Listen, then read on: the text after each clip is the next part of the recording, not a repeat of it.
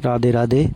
इस वीडियो में महाराज जी ने बताया है, जैसे अधर्म से कमाया हुआ पैसा अगर आया है तो उस व्यक्ति में ये 15 दोष आएंगे। इनसे कैसे बचाया जाए, आइए सुनते हैं। आचरण करके धन कमाता है तो ये 15 दोष बिना मोल के उसके पास आ जाते हैं। धर्म से धन कमाने पर और अधर्म से धन कमाने पर अंतर है। जब अधर्म से भगवान सत्य से प्राप्त होते हैं, जब अधर्म से आप धन कमाते हैं तो देख लेना ये 15 दोष आ जाएंगे। यहां वर्णन है, स्तेयम हिंसा नृतम दंभा कामः क्रोधा स्मयो मदः भेदो वैरम अविश्वासा संस्पर्धा व्यसनानि च एते पंचदशानर्था हर्थ मूला मता नृणाम तस्मादनर्थमर्थाख्यम श्रेयोर्थी दूरस्त्यजेत। ये 15 पापाचरण उसके अंदर आ जाते हैं जो पाप से धन कमाता है, अधर्माचरण से। बोले घूस ले लिया, निर्दोष को दंड दिला दिया, दोषी को मुक्त करा दिया, या छीन झपट करके चोरी कर लिया, कई तरह से अपराध प्रवृत्तियों से, अधर्माचरण से, छल कपट से। तो सुन लो, ये 15 पापाचरण उसके अंदर आ जाते हैं। 15 पाप कराने वाले हैं। पहला आता है, उसमें चोरी का स्वभाव आ जाएगा। चाहे वो कर चोरी समझो, सरकार के कर की चोरी भी तो होती है, चोरी का स्वभाव आ जाएगा। जैसे कोई कहे बड़े ईमानदार हैं, हम तो कोई चोरी नहीं करते, तो भैया देख लो, जब अधर्म से धन कमाओगे तो इतनी प्रीता होगी कि सरकार को कर देने की हिम्मत नहीं पड़ेगी। विविध प्रकार से आप कर चोरी करेंगे। कर चोरी करना भी पाप है, क्योंकि वो राजकर है। यदि उसको धर्म में आप लगा रहे हैं बात अलग है, नहीं तो उसको सरकार को दो, क्योंकि सारी व्यवस्थाएं हैं।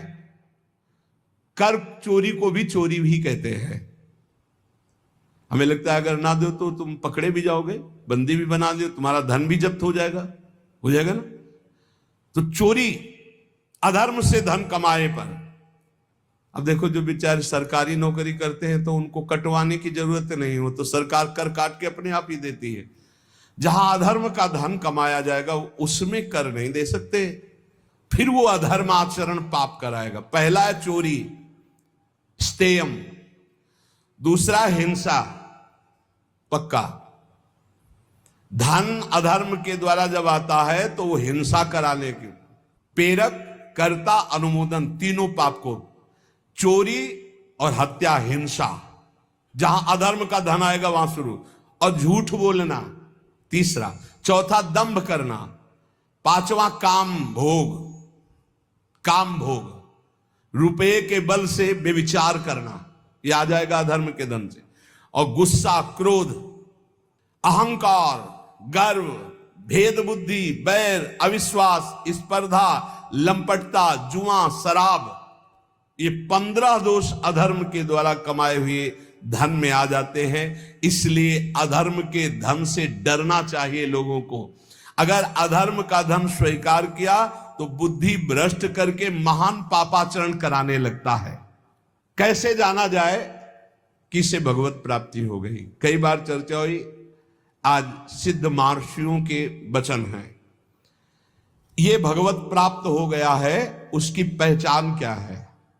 कह रहे हैं, यह स्यादे कायेन लीनस्तूष्णीम किंचदच्चिंतयन् पूर्वम पूर्वम परित्यज्य सातीर्णो भव बंधनात् सर्वमित्रा सर्वसहा समे रक्तो जितेन्द्रियः व्यपेत भयम मन्युश्च आत्मवान मुच्यते नरः आत्मवत् सर्वभूतेषु यश्चरे नियता शुचिः अमानी निरभिमानः सर्वतो मुक्त एव सः जीवितम मरणम चोभे सुख दुखे तथैव च लाभालाभे प्रियद्वेषे या समास च मुच्येत। जो स्थूल शरीर और सूक्ष्म शरीर दोनों का त्याग कर चुका है, न स्थूल शरीर की क्रियाओं से मतलब है, न सूक्ष्म शरीर के चिंतन से मतलब है। बहुत ऊंची स्थिति है। कोई संकल्प विकल्प नहीं, हर समय अलग रहता है स्थूल और सूक्ष्म से। एकमात्र परमात्म स्थिति में वो संसार बंधन से मुक्त हो चुका भगवत प्राप्त महात्मा है। कैसे जानोगे ये प्रगट में? क्योंकि अंतर की स्थिति है, इसलिए बिना भगवत प्राप्त हुए भगवत प्राप्त महात्मा को नहीं जाना जा सकता। दूसरा, जिसका व्यवहार तो सबके मित्रवत होता है पर होता किसी का नहीं है, मित्र किसी का नहीं होता हो, मित्रवत व्यवहार होता है। या वो आत्मस्वरूप अपने आप को सब जगह देखता है या अपने भगवान को सब जगह देखता है। बाहरी सांसारिक मित्रता नहीं होती।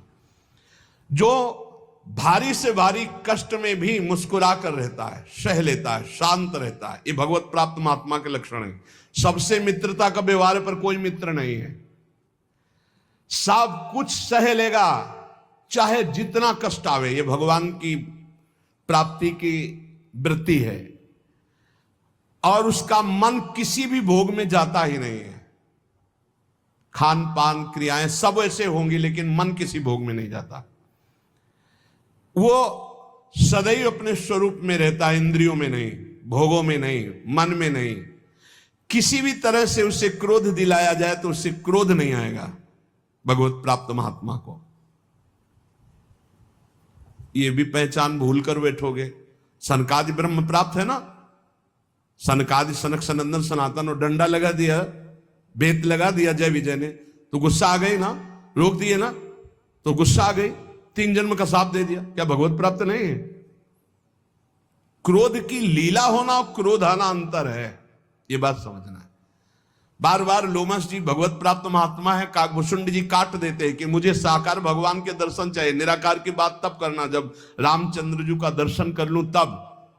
साप दे दिया है, काक की तरह बार बार चेष्टा, क्रोध आ गया। तो वो विचार करते हैं द्वैत के बिना क्रोध कैसा, अगर द्वैत तो ज्ञान कैसा। क्रोध की लीला होना और क्रोध होने में अंतर है। कभी भगवत प्राप्त महात्मा में क्रोध नहीं आता। कैसा लीला और क्रोध का पहचान कैसे है?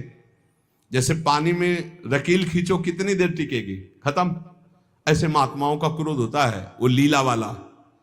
जो संसारिक पुरुष का होता है वो 10 वर्ष बाद भी देखेगा तो जलन आ जाएगी कि यही है, और 5 मिनट बाद आप उनसे मिलो जो आपसे गुस्सा थे, पानी पानी एकदम, बिल्कुल कहीं क्रोध है ही नहीं। तो वो क्रोध की लीला थी, वो क्रोध नहीं, कोई द्वेष नहीं।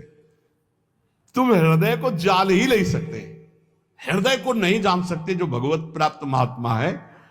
मनस्वी वो जीवन मुक्त कहा जाता है जिसको किंचन मात्र क्रोध नहीं होता, किंचन मात्र किसी सबसे मित्रता पर मित्रता नहीं है, सबसे मित्रता है पर मित्रता नहीं है, सब कुछ सह लेता है, उसका मन किसी भोग में जाता ही नहीं, वो सदैव पवित्र रहता है।